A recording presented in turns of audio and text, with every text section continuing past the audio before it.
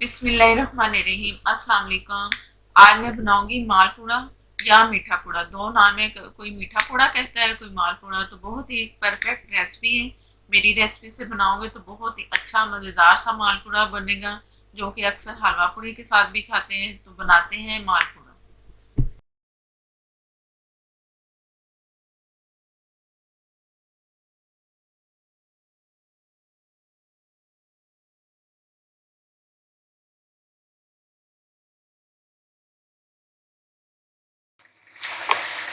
मीठा पूड़ा बनाने के लिए मैंने एक कप पूरा भर के लिया सूजी का। ये सूजी है और ये आटा है, व्हाइट आटा। दूसरा आटा भी ले सकते हो, मैंने व्हाइट आटा लिया है। एक नॉर्मल आटा होता है जैसे देसी आटा, वो भी आप कर सकते हो। तो ये इतना भर के नहीं मैंने लिया, कम है, आधे से जरा सा ज्यादा, आधा कप है। ये आधा कप सूजी है, आधे कप से थोड़ा सा कम है व्हाइट आटा। वो मैदा भी नहीं है, ये व्हाइट आटा मिलता है चक्की से, वो वाला आटा है। और चीनी मैंने ली है एक कप से थोड़ी सी जरा कम नीचे है। आप पूरा फुल भर के भी ले सकते हो, डेढ़ डेढ़ प्याली भी ले सकते हो, मैंने आधी प्याली ली है। आप अपनी मर्जी से चीनी डाल सकते हैं इसमें। तो ये मैं इसे सारे चीजें इसमें मिक्स कर लूंगी। चीनी, आटा, सूजी, ये तीनों चीजें मैंने मिक्स कर दी है। चीनी साबुत ही है, अगर आप पीसना चाहो तो पीस के डाल सकते हो, लेकिन इसमें जरूरत नहीं है, ये पड़ा रहेगा ना डेढ़ से। इसमें तकरीबन मैंने 3 घंटे से रखना है, ताकि सूजी, आटा, चीनी सारी चीजें मिक्स होके ना बहुत अच्छी सी फूल जाए। तो ये दूध है मेरे पास, दूध इसके हिसाब से डालूंगी। बिस्मिल्लाहिर्रहमानिर्रहीम। दूध इतना डालना है कि ये ना ऊपर तक आए थोड़ा सा, ताकि वो जो सूजी डली है ना इसमें, सूजी ने फूलना है, आटा इतना नहीं जितना कि सूजी फूलेगी। तो ये चीनी और ये इसका एक खमीर सा तैयार हो जाना, जितना टाइम मैंने इसे रखना है ना, एक खमीर की तरह होना है इसमें। तो ये मैंने इसे घोल के सारा मिक्स करके, तो मैं इसे ढक के तो रखने लगी। जब ये बनाएंगे ना तब इसकी थिकनेस देख लेंगे कि कितना चाहिए, कितना ऐसे गाढ़ा होना चाहिए, कितना नहीं। तो ये बात है। फिलहाल ना ये भीग रहा है, थोड़ा सा मैं और डाल रही हूँ। एक कप के करीब ना इसमें दूध चला गया। फिलहाल ये भीग रहा है, मैं इसे खोलने के लिए छोड़ रही हूँ। तो दोबारा से फिर मिलते हैं और मैं इसे ढक के रख दूंगी। ये मालपूड़ा, इसे मालपूड़ा भी कहते हैं, मीठा पूड़ा भी कहते हैं। इसे मैंने ओवरनाइट रखा है। जो मैं आपके सामने मैंने इसका मिक्सचर तैयार किया ना, ओवरनाइट पहले मैंने 4 से 5 घंटे बाहर रखा, और उसके बाद मैंने फ्रिज में रख दिया। अगर बाहर पूरा रखेंगे ना टाइम, तो इसमें दूध है तो ये खराब हो सकते हैं, इसका जायका खराब हो सकता है। तो फ्रिज में रख के ना फिर सुबह मैंने दोबारा इसे 3 से 4 घंटे बाहर रखा, और इसे एक डायरेक्शन में मैंने यूं करके इसे फेंटा। ये अब आप ये देखो कि ये एक केक, जैसे केक को नहीं हम ऐसे बीट करते, इस तरह वो चम्मच से भी कर सकते हैं उसे बीट, या इससे। तो इसी तरह एक डायरेक्शन में मेरा जैसे ये हाथ आ रहा है ना, मैं यूं कर रही हूँ इसे। और ये तकरीबन कोई 15 से 20 मिनट, आधा घंटा भी आप कर लोगे ना, जितना करोगे उतने ये फूलेंगे। अगर नहीं करोगे ये सारा जो मैं बता रही हूँ, तो ये प्लेन एक रोटी की तरह बनेगी। मैंने इसे काफी बीट कर ली है। अब मैं दिखा रही हूँ, मेरे पास एक ये चम्मच है, आप इससे भी निकाल सकते हैं, जैसे छोटे छोटे साइज के जितने भी आपने बनाने हैं। मेरे पास एक ये बड़ा है, मैं इससे बना रही हूँ। आप ये सालन में जो डोंगे में रखते हैं ना चम्मच, सालन के डोंगे में ये वो वाला चम्मच है।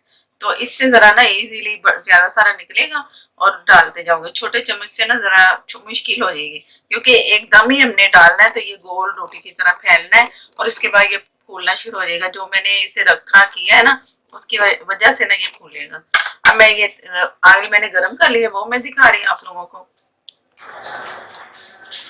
ये मैं पहले ऑयल गरम कर देख रही हूँ कि कितना हुआ है, थोड़ा सा मैं इसमें शामिल करूंगी। ये जैसे ये पक के ऊपर है ना, ये समझो कि ऑयल इसका गरम हो चुका है। ये मैं निकाल दूं, ये पक पक के ना कहीं वो लेयर शक्ल में आ जाएगा ना, तो ऑयल खराब होता है। ये काफी फूल गया जैसे मैंने डाला है। अब ये मैं इसमें डालती हूँ। बिस्मिल्लाहिर्रहमानिर्रहीम। अब ये मैंने इसे साफ किया। ये मैं इस साइड पे करती हूँ जैसे आपको नजर आए। बिस्मिल्लाहिर्रहमानिर्रहीम। ये अगर गोल ना भी बने ना, कोई नहीं, खैर है। ये करके ये मैंने अब इधर डाल दिया। छोटे बड़े भी बन जाए तो भी खैर है, ये नहीं होना कि ये बड़ा बन गया ये छोटा बन गया। ये मैंने कम लिया था ना, एक छोटा बना एक बड़ा, मैं ना ज्यादा सारा ले रही हूँ। वो चम्मच जो मैं दिखा रही थी ना उससे एक एक आपका बनेगा।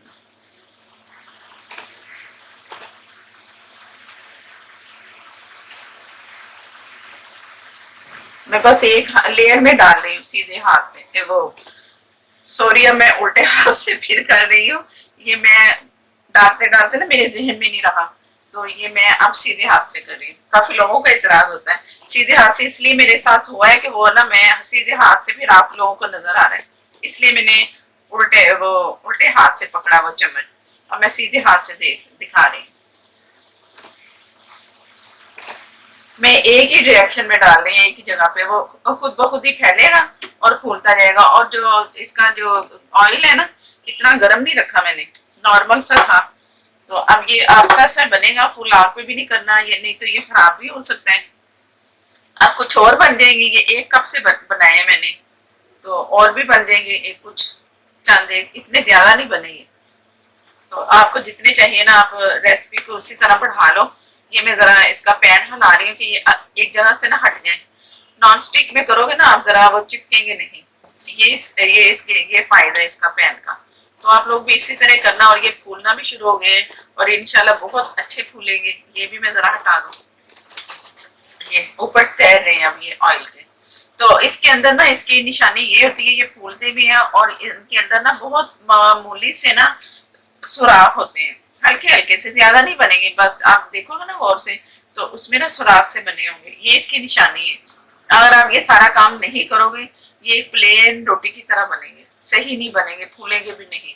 और चीनी का जो हिसाब है आप अपनी मर्जी से रखना, चीनी कम रखो ज्यादा रखो, इनमें कोई फर्क नहीं पड़ेगा कि चीनी कहीं कम हो तो ये फूलेंगे नहीं। सूजी का और आटे का जो मैंने किया है ना उसका बैलेंस आपने उस बात का ख्याल रखना है। और इसमें कुछ भी नहीं जाएगा, ना बेकिंग सोडा ना कुछ, कोई चीज नहीं है। चीनी और सूजी, आटा, व्हाइट आटा मैंने फाइन आटा लिया है, वो आप डाल सकते हैं, मैदा भी डाल सकते हो, जो आपकी मर्जी हो। मैंने फाइन आटा डाला है जो चक्की से मिलता है व्हाइट। मैं अक्सर चीजें ना उधर से लेती हूँ चक्की से। फाइन आटा और देसी आटा, लाल मिर्चें पीसी हुई, देगी मिर्चें पीसी हुई, बेसन, ऐसे ही वहां से ना बहुत अच्छी चीजें मिलती हैं। रियल जैसे चीजें होती है ना वो लोग पीसते हैं खुद ही।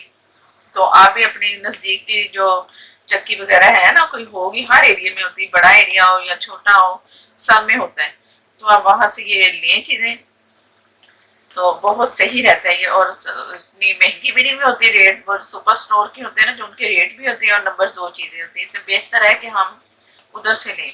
ये कि हम कहीं के सुपर स्टोर से लेंगे तो वो खराब चीजें मिलेंगी। ये बहुत स्लो स्लो हो रहा है, जैसे ये कलर पकड़ता है ना तो मैं आपको फिर दिखाऊंगी। और ये मैं बताना भूल गई, सॉरी, जब मैं इसे बीट कर रही थी ना तो आप उसमें बादाम भी डाल सकते हो, काट के भी डाल सकते हो, पीस के भी डाल सकते हो, थोड़े से वो डाल सकते हो, सफेद तिल भी डाल सकते हो। ये इसके टेस्ट के हिसाब से है। तो मैं आपको बता रही हूँ कमर्शियल, जैसे कि आप हलवा पूड़ी वालों के लेते हैं उनसे खाते हैं तो उन्होंने प्लेन बनाए होते, तो मैं इसी वजह से ना आप लोगों को प्लेन बता रही हूँ। अगर आप टेस्ट चाह रहे हो तो जरूर आप इसमें डालो। मैं थोड़ा सा ऊपर गार्निश के लिए ऊपर बादाम काट के ना बारीक से वो इसमें डालूंगी। कुछ लोग इसे शीरे में डिप कर देते हैं, जैसे ये मैंने बनाया है ना, चीनी कम होती है इसके अंदर और शीरा तैयार किया होता है। शीरा तार, वो जैसे एक तार जरा सी बनती है ना हल्की सी, तो वो बना के रख लो।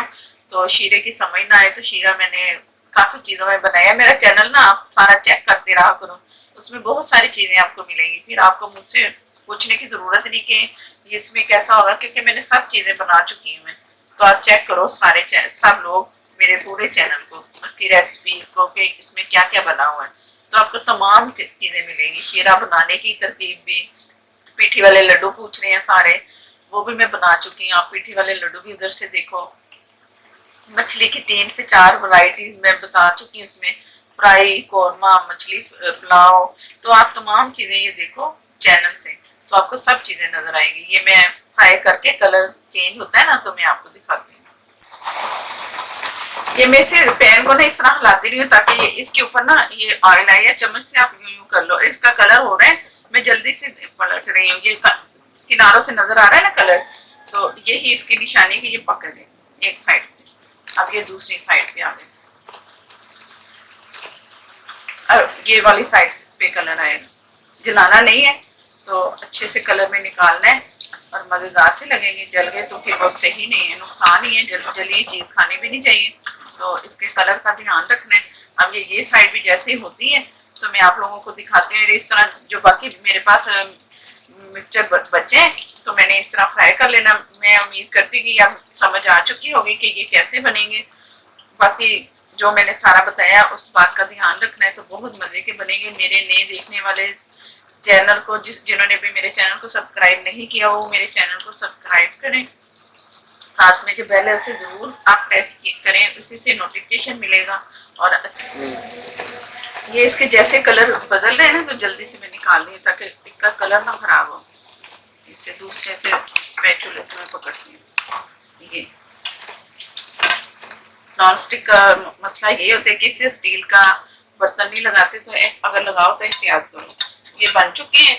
अब शीन माजिद ने ये फरमाइश की थी, मुझे उम्मीद है कि आपको बहुत पसंद आएंगे। जब बनाओगी तो आपको अच्छे लगेंगे। ये इसका जैसे ही निकलता है ना ऑयल, ये मैं इसे तवे पे रखती हूँ ताकि ऑयल इसका अच्छा सा एक्स्ट्रा निकल जाए।